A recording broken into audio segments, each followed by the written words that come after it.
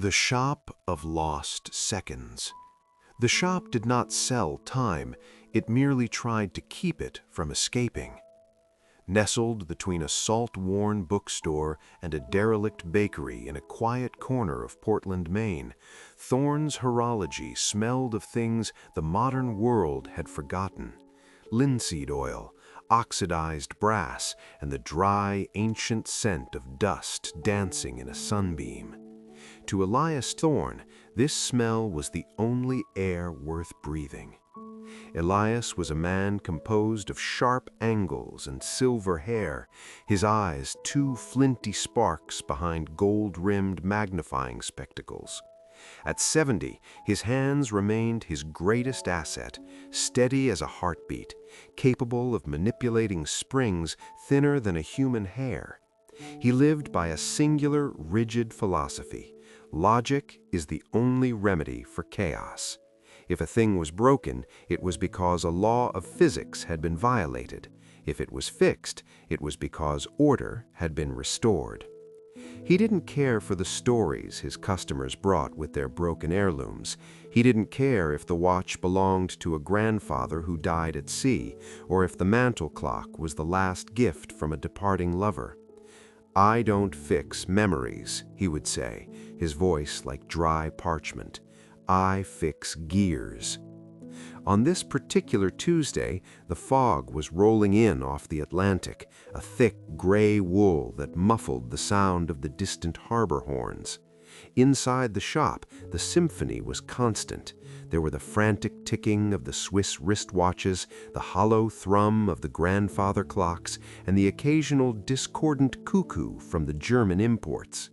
Elias sat at his workbench, a high-intensity lamp casting a harsh circle of light over a disassembled 19th-century pocket watch. He was happy, or at least he was occupied. In the silence of his mind, he was counting. He was always counting. Seconds, minutes, the remaining years of a life he had spent largely alone. He preferred it that way. People were messy. They were governed by emotions, a variable that no formula could account for. Emotions led to mistakes, and Elias Thorne had made one mistake 40 years ago that was so catastrophic it required a lifetime of cold mechanical precision to bury. The shop bell rang, a sharp, brassy chime that cut through the rhythmic ticking. Elias didn't look up immediately. He finished placing a microscopic jewel into its setting with a pair of tweezers. Only then did he exhale, straighten his waistcoat, and turn his gaze toward the door. A young woman stood there. She couldn't have been more than 25, but she carried a heaviness that didn't belong to the young. Her coat was damp from the fog, and her hair, a dark chestnut, was matted against her cheeks. She held a bundle wrapped in a faded silk scarf as if it were a wounded bird. "We close in 10 minutes, Elias said, his voice devoid of invitation.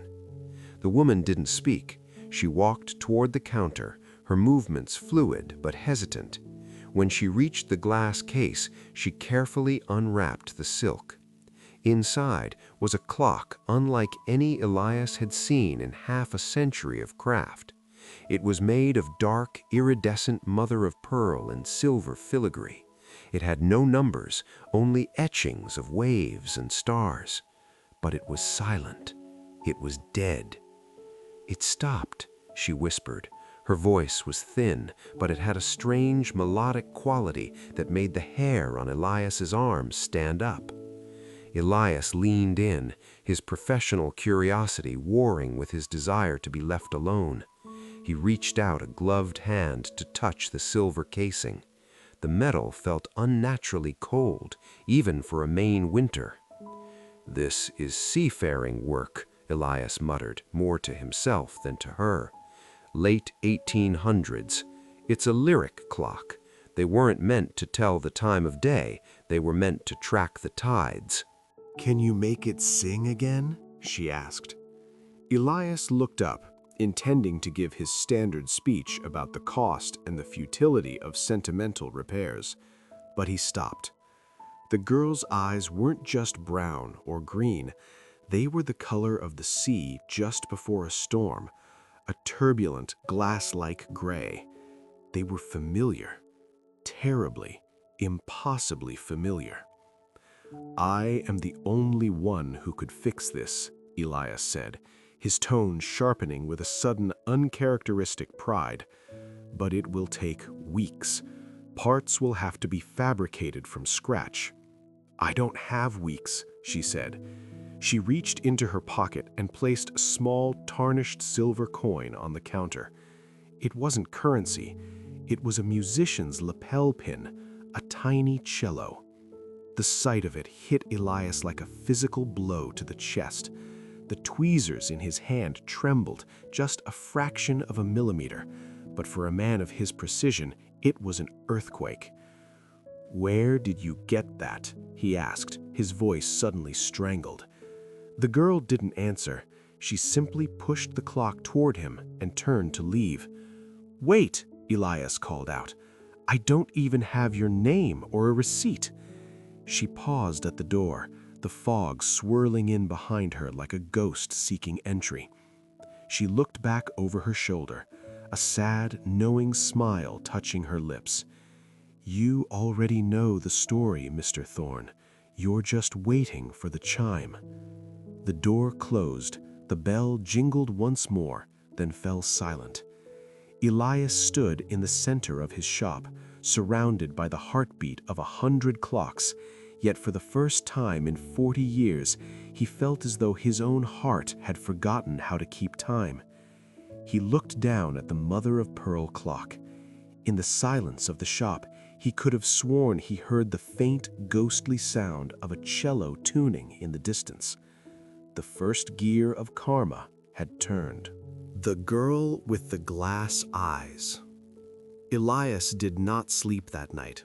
He sat in his armchair above the shop, the mother-of-pearl clock resting on his coffee table like an unexploded shell. He found himself thinking of 1984, a prestigious conservatory in Vienna. Elias had been a young man then, brilliant but consumed by a scorched earth ambition. He had been a competing horologist and designer, vying for a government commission to build the century clock. His only rival was a cellist and hobbyist inventor named Julian Vane. Julian was everything Elias was not: warm, intuitive, and loved by his peers. To secure the commission, Elias had found a flaw in Julian's character, a desperate need for money to fund his daughter's medical bills, and had framed him for the theft of rare materials. Julian was disgraced, his career shattered, his music silenced. Elias had won the commission. He had won the world. But as he looked at the silver pin now, he realized he had only bought himself a very expensive cage. The next morning, the fog had turned into a torrential downpour. Elias opened the shop, but he didn't flip the "open" sign. He went straight to the mother-of-pearl clock. He unscrewed the backplate with a surgeon's precision. As the casing came away, Elias gasped. The interior wasn't made of standard brass or steel. The gears were crafted from a strange, translucent material, almost like hardened sea glass. They were etched with microscopic symbols that looked less like mathematics and more like poetry. "Impossible," he whispered. "Glass gears would shatter under the tension of a mainspring." Yet they weren't shattered. They were simply stuck. He reached for his loupe, the magnifying glass that made the world giant and terrifying.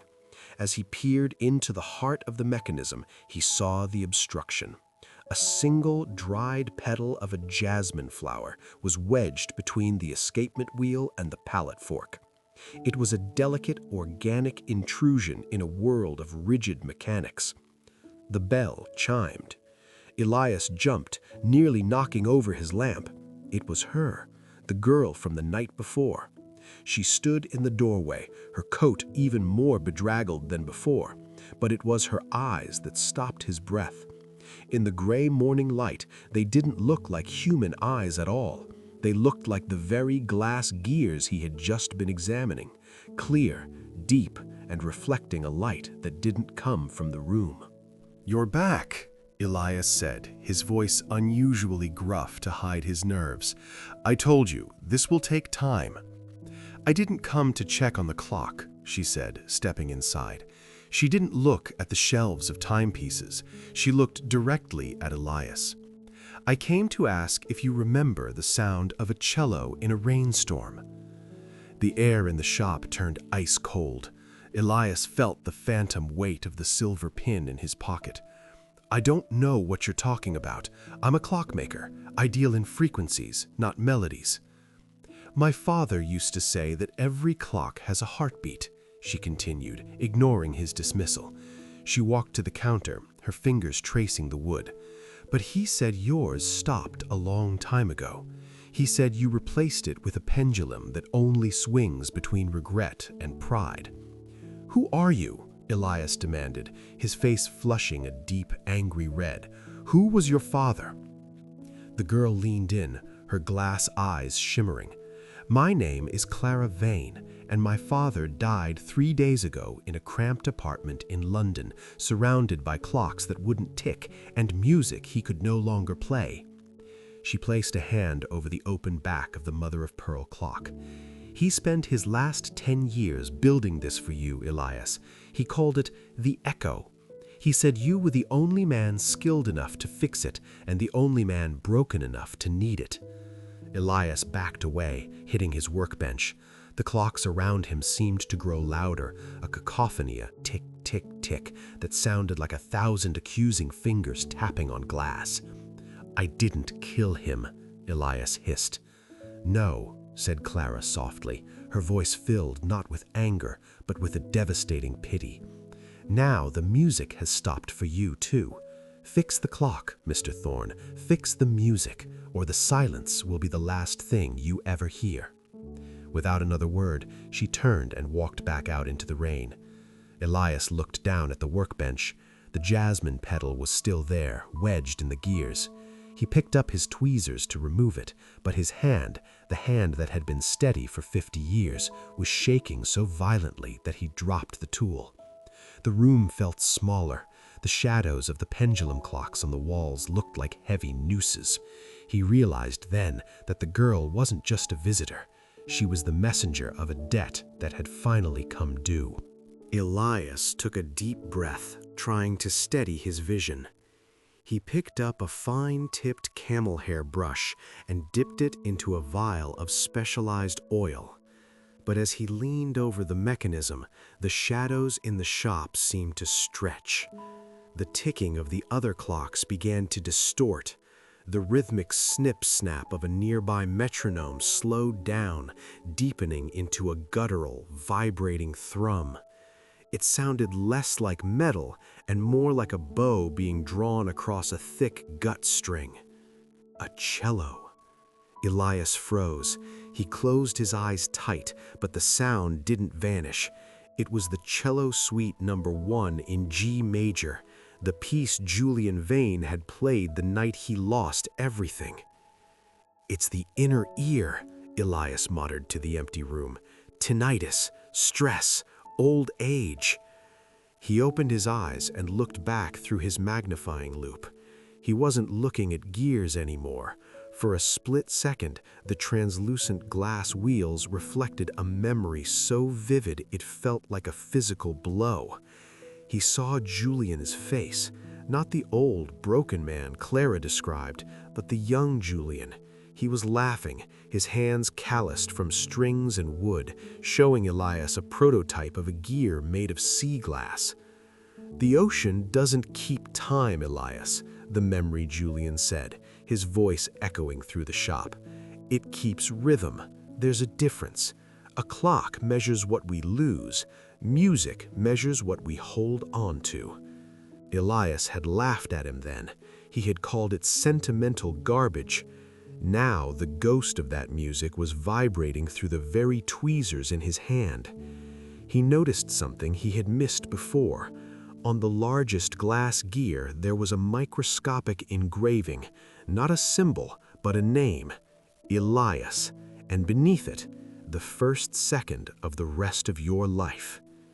Elias pulled back, his heart hammering. He realized that this clock wasn't just a machine, it was a mirror.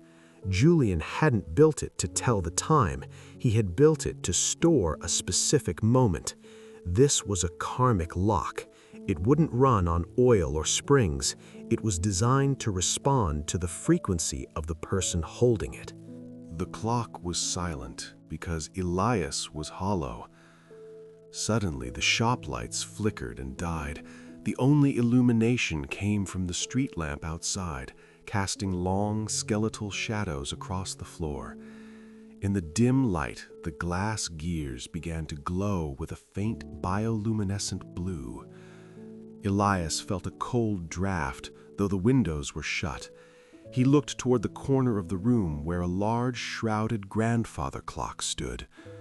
The shroud moved. "Julian?" Elias whispered. The word felt like broken glass in his throat. There was no answer, only the sound of the rain and the increasingly loud thrum of that invisible cello. The music wasn't beautiful anymore. It was discordant, heavy with the weight of 40 years of silence. It was the sound of a debt demanding payment. Elias reached out to touch the mother-of-pearl casing, and as his skin made contact, a spark of static electricity jumped between them. A flash of images scorched his mind. Julian's daughter crying in a cold hallway. Julian selling his cello to pay for a month's rent. The look of utter confusion on Julian's face when the police arrived at the conservatory. Elias slumped into his chair, covering his face with his hands.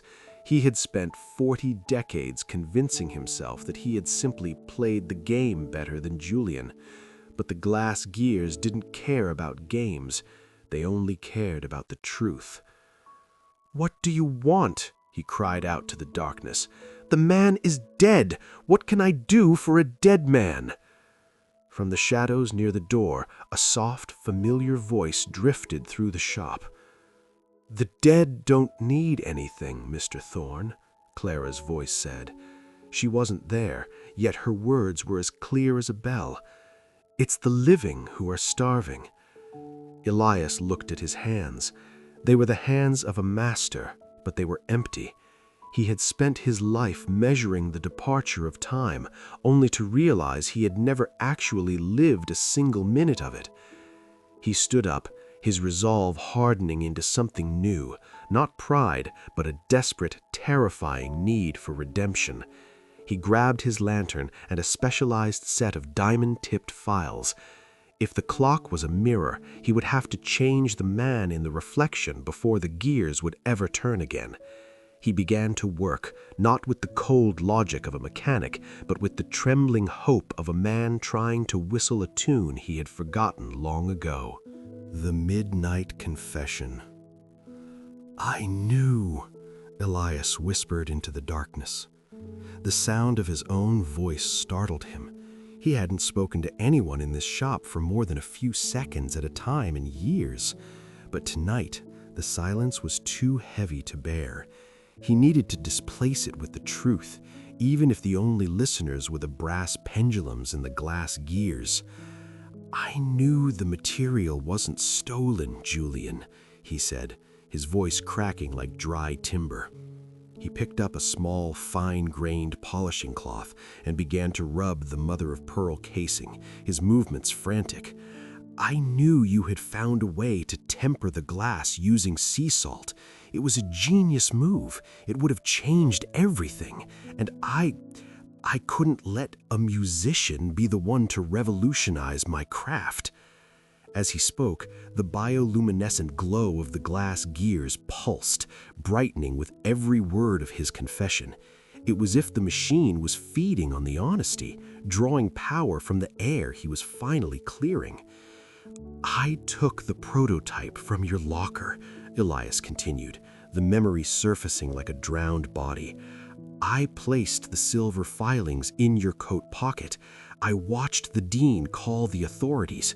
I watched you walk out of the conservatory with your head down, and He stopped, a sob catching in his throat. I told myself it was for the sake of the craft, that a man like you, so distracted by melodies and family, would only waste such a discovery. I told myself I was the better steward of time. He looked at his reflection in the glass of a nearby regulator clock. He saw a stranger, a man who had hoarded minutes like a miser, while losing the very essence of what makes a life worth measuring. The invisible cello music returned, but it had changed. It was no longer the frantic, discordant scratching of a haunting. It was a low, mournful adagio. It was a funeral song for the man Elias used to be. "I've spent 40 years building perfect clocks," Elias whispered, "but not one of them ever made someone feel a single thing. Your clocks had souls, Julian, and I tried to kill yours." As the confession poured out, Elias felt a strange sensation in his chest, a loosening of a knot that had been tightening since 1984. He reached for the mother-of-pearl clock, and for the first time, he didn't use the tweezers. He used his bare fingers. He touched the central spindle, the heart where all the gears met. It was warm. "I'm sorry," he whispered, the two hardest words he had ever uttered.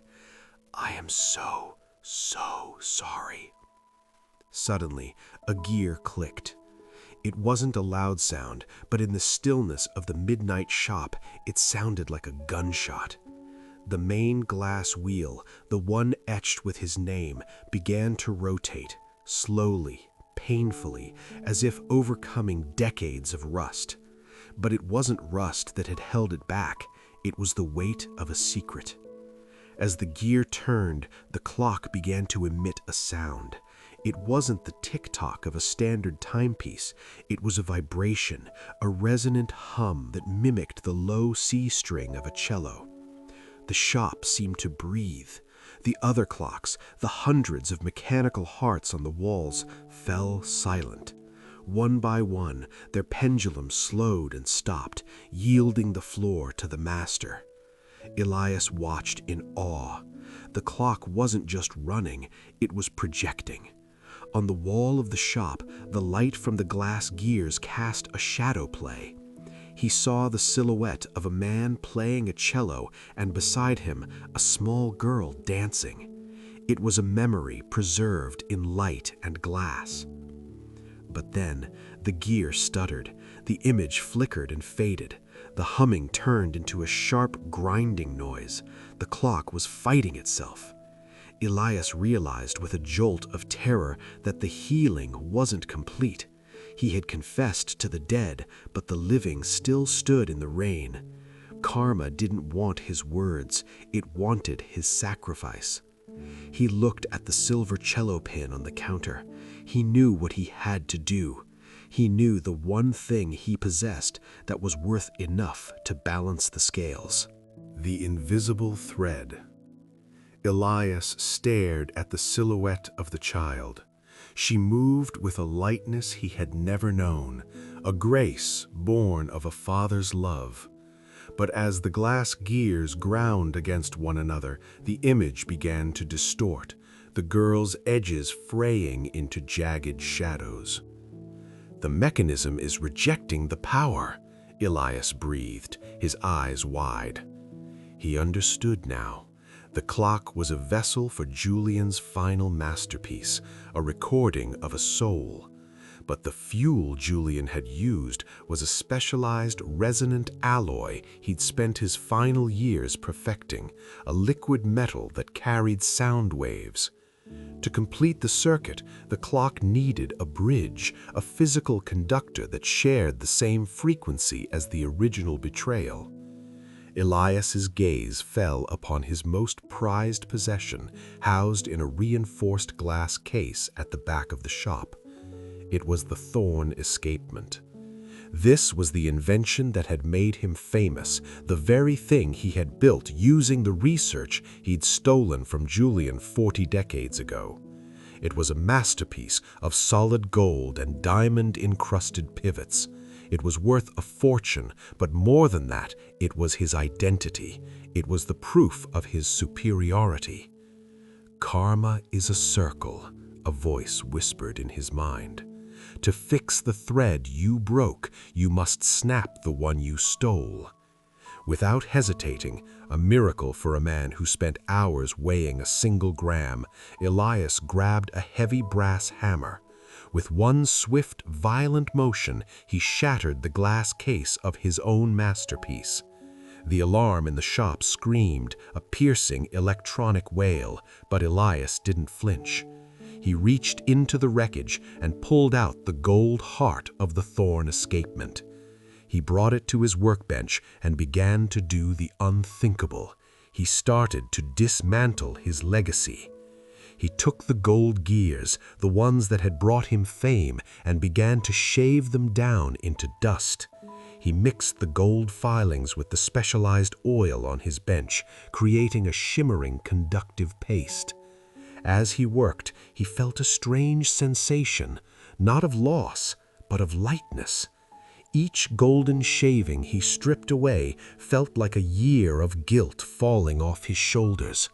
He was destroying his life's work to save a dead man's song. "The thread isn't made of gold, Julian," Elias whispered, his hands moving with a frantic, beautiful desperation. "It's made of this." He applied the gold-infused paste to the glass teeth of the mother-of-pearl clock. Suddenly, the shop's electronic alarm cut out. The lights stayed dead, but the clock erupted in a brilliant sapphire light. The invisible thread was no longer invisible. A literal beam of soft blue light shot out from the clock's center, pointing directly toward the front door. Elias looked up. The door was slightly ajar. Standing there, soaked to the bone and shivering, was Clara. She wasn't looking at the clock. She was looking at the shattered remains of the thorn escapement on the floor. Her eyes, those glass-like orbs of sea gray, softened. A single tear traced a path through the rain grime on her cheek. "You broke it," she said. It wasn't a question. "I spent my life guarding a treasure that was actually a poison. I thought I was the master of time, Clara, but I was just its prisoner." Clara walked toward him, the blue light from the clock reflecting in her eyes. As she drew closer, the blue beam shifted, connecting Elias to her. In that moment, the invisible thread of fate became a bridge. Elias felt a rush of information, a surge of Julian's memories. He saw the cold London flat. He felt the ache in Julian's hands. But most of all, he felt the overwhelming, unconditional love Julian had for his daughter. There was no bitterness in the connection, no hate, only a profound, quiet hope that one day the man who had stolen the music would be the one to play it back. "He didn't send me here for revenge, did he?" Elias asked, his voice trembling. Clara shook her head. "He sent me here because he knew you were the only one who could hear the song, and he didn't want you to die in the silence." The clock began to hum louder, a deep, resonant C major that shook the floorboards. But then a sharp crack echoed through the room. A hairline fracture appeared on the main glass gear. The clock was overcompensating. It was too much energy for the delicate glass to hold. "It's going to shatter," Elias warned, reaching out to shield Clara. "No," she said, her voice steady. "It's going to open." The breaking point. "Elias, look!" Clara cried, her voice barely audible over the mechanical gale. The hairline fracture on the main glass gear was no longer a static line. It was crawling, spiderwebbing across the translucent surface like ice under a heavy weight. The gold paste Elias had applied was glowing white-hot, fusing the stolen legacy of the Thorn escapement with the fragile heart of Julian's creation. The shop began to vibrate. On the walls, the glass faces of the other clocks started to hairline and pop. One by one, the springs inside them snapped with the sound of metallic whip cracks. Elias's life work, his collection of perfect machines, was being dismantled by the sheer frequency of Julian's echo. Elias didn't move to save them. He didn't care about the ticking treasures anymore. He reached out and placed his bare palms on either side of the mother-of-pearl clock. "It's too much," he groaned, the heat from the gold paste searing his calloused skin. "The glass can't hold the resonance. It was never meant to be this loud."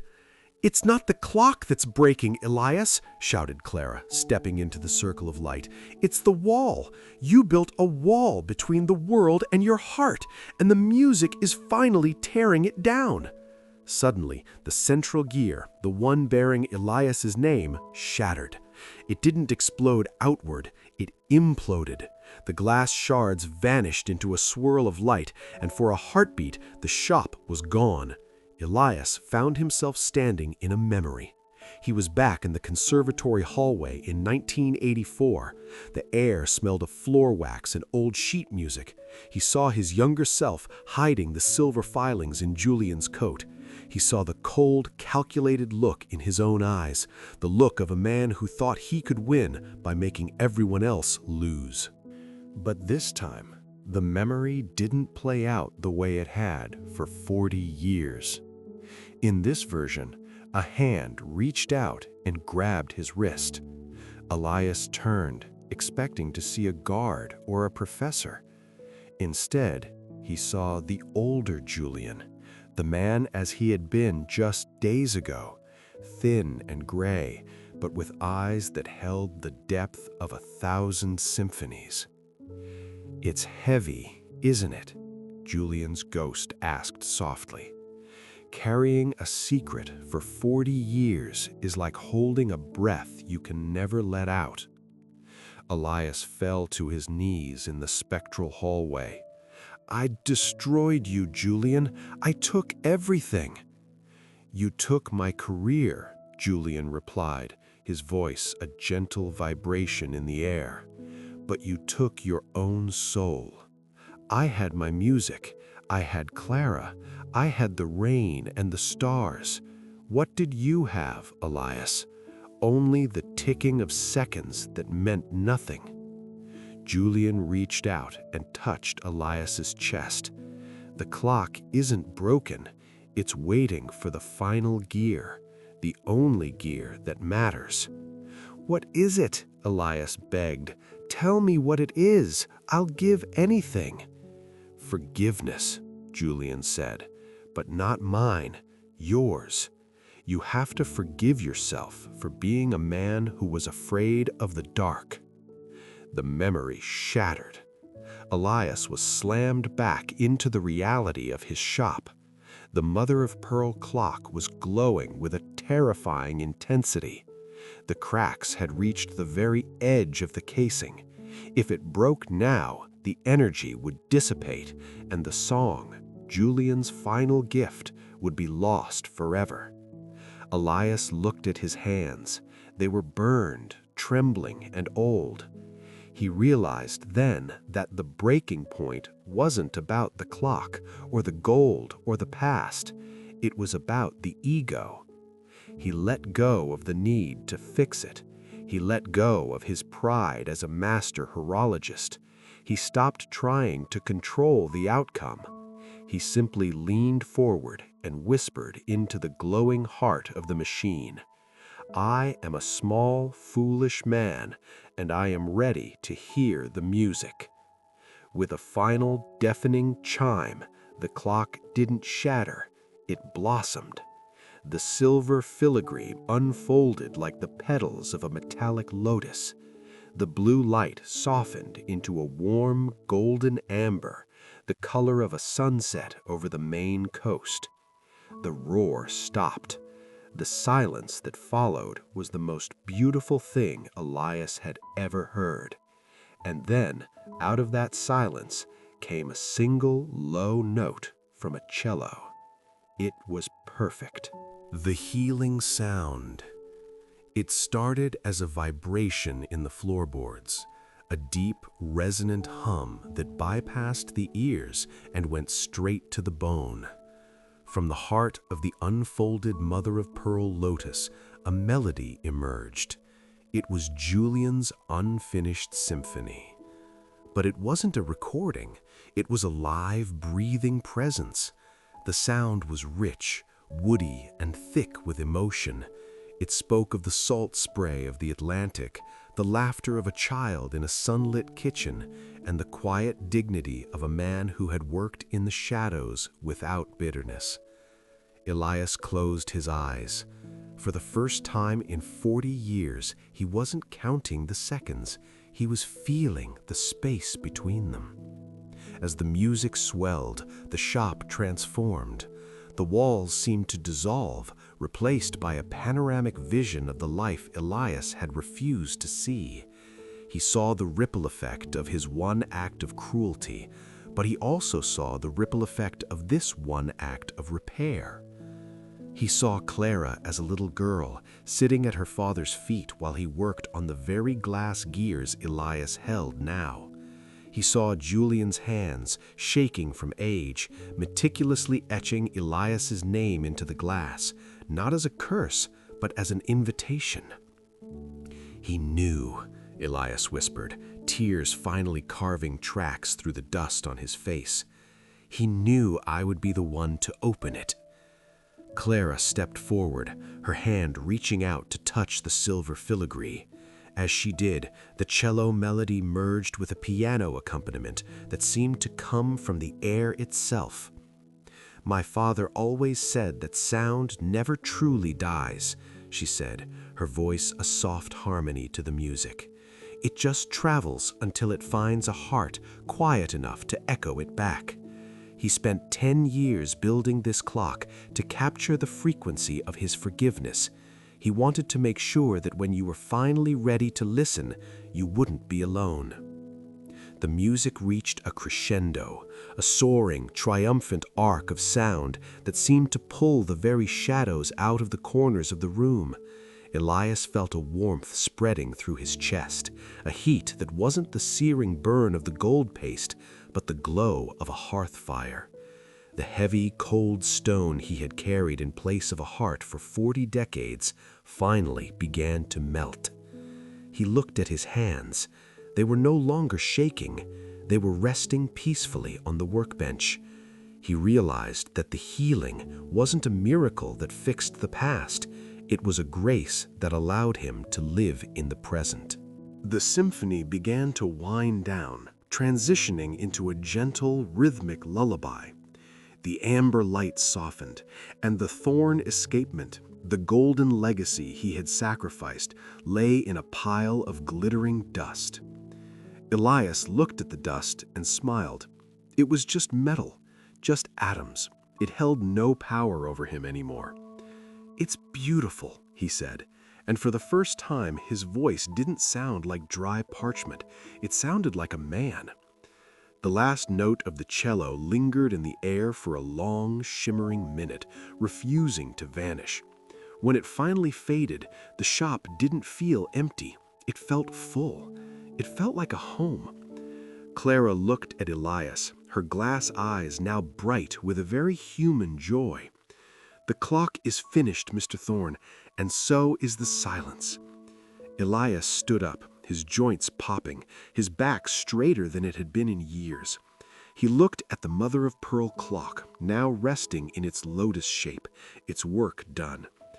"No," Elias said softly, "the clock is just beginning. It doesn't need to tell the time anymore. It just needs to remind us that we have it." He walked around the counter, and for the first time in his life, he offered his hand to another human being, not for a transaction, but for a connection. Clara took it, her hand warm and real. The storm outside had stopped. The clouds were breaking, revealing a sliver of a silver moon over the main harbor. The world was still there, waiting for him. the infinite now. Elias Thorne did not move to turn on the electric lights. The moonlight was enough. It silvered the edges of the silent clocks, turning his workshop into a cathedral of stilled pendulums. The mother-of-pearl clock remained open on the bench, its lotus petals glowing with a faint residual warmth. It no longer hummed, but the silence it left behind wasn't the hollow, biting silence of before. It was a living quiet, the kind that exists in a room after a long, meaningful conversation has ended. Clara stood by the door, her damp coat now just a garment, no longer a weight. She looked at Elias, and for the first time she saw not a messenger of fate, but a young woman who had carried her father's hope across an ocean. "What will you do now, Mr. Thorne?" she asked softly. Elias looked at his workbench. It was littered with the debris of his old life, shattered glass, gold dust, and the skeletal remains of a legacy built on a lie. He reached out and picked up a small, plain wooden clock, a simple student's piece he had kept in a drawer for years, hidden because it wasn't perfect. "I think," Elias said, his voice steady and resonant, "I think I'd like to teach. There are so many people who know how to measure time, Clara. Very few know how to cherish it." He walked toward her and handed her the mother-of-pearl clock. He had carefully folded the silver filigree back into its original shape. It was quiet now, a beautiful shell, but he knew the music was still inside, etched into the very molecules of the glass gears. "Take this back," he said. "It belongs to your family. It's your father's voice. Whenever you feel the world is becoming too loud or too cold, just listen. The echo will be there." Clara took the clock, pressing it to her chest. "And you gave up everything to fix it. Your fame, your finest invention, your Thorne escapement is gone." Elias looked at the pile of gold dust on the floor and let out a short, dry laugh, a sound of genuine mirth. "The Thorne escapement was a cage, Clara. I didn't lose it. I escaped it." He walked her to the door. The fog had lifted entirely, revealing a sky crowded with stars. The harbor of Portland glittered in the distance, the water a dark, moving mirror of the infinite. "Thank you," Clara whispered. She stepped out into the night, pausing one last time. "My father was right about you. He said you were a man who just needed to hear the right note to find your way home." Elias watched her walk down the cobblestone street until she vanished into the shadows of the wharf. He stood in the doorway for a long time, breathing in the cold, salt-tinged air. He didn't feel 70 years old. He felt like a child standing on the threshold of a vast, unexplored country. He went back inside and did something he hadn't done in 40 decades. He went to each clock on the wall, the grandfathers, the cuckoos, the regulators, and he deliberately did not wind them. He let them stay silent. He sat in his old leather chair and closed his eyes. He didn't count the seconds. He didn't worry about the morning. He simply sat in the now, that infinite, unmeasurable space where karma ends and peace begins. Somewhere in the distance, a real cello might have been playing, or perhaps it was just the wind through the harbor rigging. It didn't matter. Elias Thorne was finally in tune. The shop of lost seconds was closed. The life of Elias Thorne had finally begun.